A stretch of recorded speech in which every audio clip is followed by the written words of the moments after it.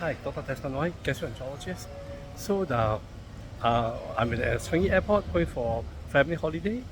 So when doctors travel, sometimes we be called upon to assist. I'm sure you are in the plane and you heard that announcing saying that any doctor on board, any doctor on board. Yeah. So I graduated from 1994. So 29 years of being a doctor. I have been called upon only once. Okay. So I remember I went to Egypt, Cairo to give a lecture. On the way there, it was a sponsored trip because I was a speaker. So they fly me by business class. That was many years ago. So I flew there in business class, and they have very good service as a business class.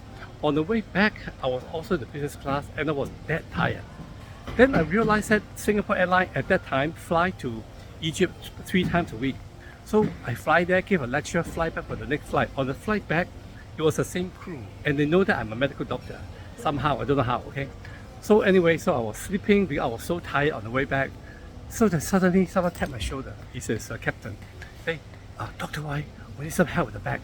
I said, oh, okay, sure, okay, part of the job, I guess. So I walked to the back, to the economy class. I saw this man, a little bit plump, a young man, I think Egyptian, looked like Egyptian. He put a hand on the chest and said, are you okay, sir? And he replied, I cannot breathe, okay?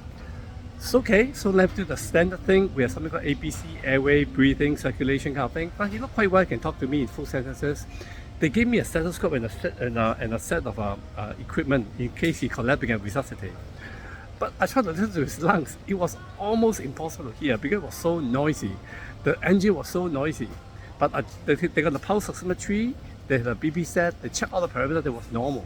I listened to the heart carefully, this is the lung carefully, it's nothing. So in my mind, there's some what we call differential diagnosis of possibility.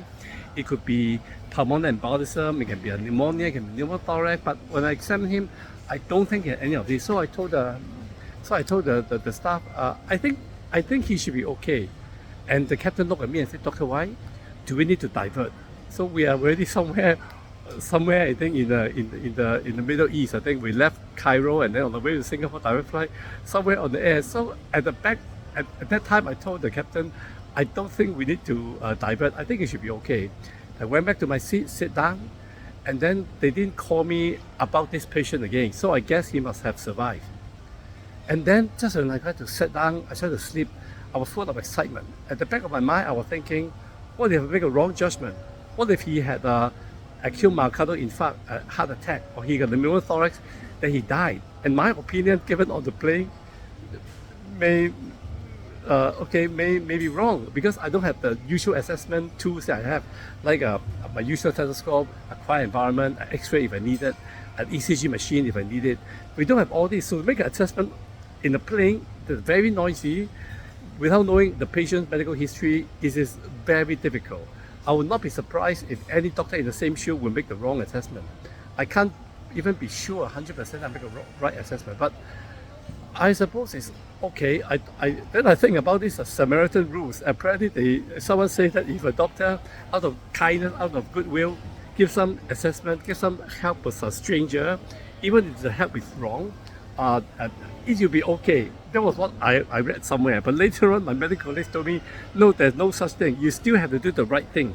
You have to do the right thing. If you do the wrong thing, say medically wrong, you make a wrong judgment, they may still take action against you.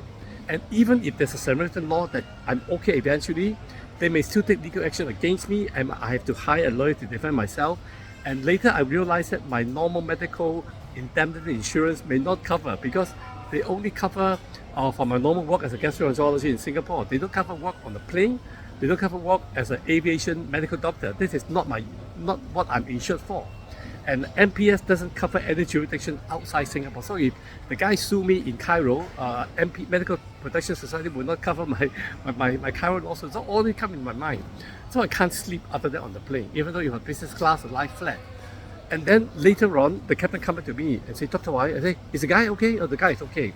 We have to document. I need your passport. I need your name card. I need to document who you are because you have gave a medical opinion.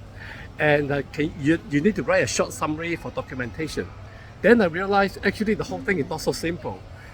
As doctor, we try to go to help but whatever opinion we give may be used against me if it is wrong, okay? And don't forget, I think we deserve to be taken into, to be accountable if I've made a wrong judgment, but not at a place that I'm not familiar with, without the usual tools, without knowing the patient, without speaking the proper language at the time, etc.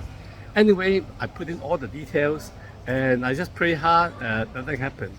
For the rest of the trip, from Cairo to Singapore, I forgot maybe 8-9 hours tour, direct flight. I couldn't sleep because I keep wondering, what if this is a pneumothorax? What if this is a pulmonary embolism? What if it's a tuberculosis? What if this? What if that? Okay, but nothing happened in the end. I touched down, and I think this incident happened, I think 15 years ago, maybe, yeah, 15 years ago. I still remember vividly. Nothing happened, nobody, I didn't get any lawyer letter from the patient. Nobody died amid the news, so I think the patient survived. I think I survived, but that was quite an experience, okay? Taking all this into account, being a doctor, it can be an occupational hazard. You are there for your family, for a family conference, just casually like that. But who knows, if you're called upon to save another life, we will do that, okay? But after doing that, then we realize that it's actually not so simple. Happy holiday, Dr. Desperai.